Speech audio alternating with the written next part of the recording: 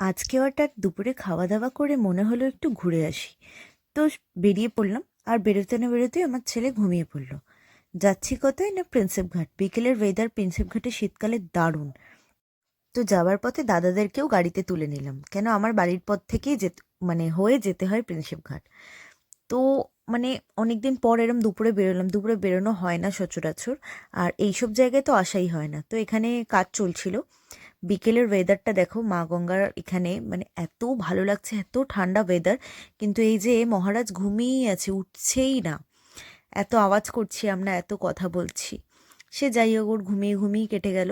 আর আমরা অনেকদিন পর একটু বেশিক্ষণ না, এখানে 10 মিনিটের জন্য, কেন গাড়ি দাঁড়াতে দিচ্ছিল না, জাস্ট 10 মিনিটের জন্য আমরা ওখানে দাঁড়াতে পেরেছি, বলে যে আমরা জাস্ট এক্ষুনি চলে আসবো। খুব ভালো লাগলো। অনেক দিন পর মানে এই সময় বেরোলাম, এই সময় এখানে এলাম। আগে প্রচুর এসছি। আর এই দেখো, যখন আমরা গাড়িতে উঠে গাড়ি স্টার্ট করছি রিটার্ন আসবো বলে, ও তখন ঘুম থেকে উঠেছে। আর ঘুম থেকে উঠেছে যেহেতু, আমার দুই দাদা মিলে ওর মুডটা একটু ঠিক করার চেষ্টা করছে। ঘুম থেকে উঠলে জানোই, এর আগেও তোমরা দেখেছো ওর মুড ভেঁচকে থাকে। তো ভিডিওটা কেমন লাগলো অবশ্যই কমেন্টে জানিও।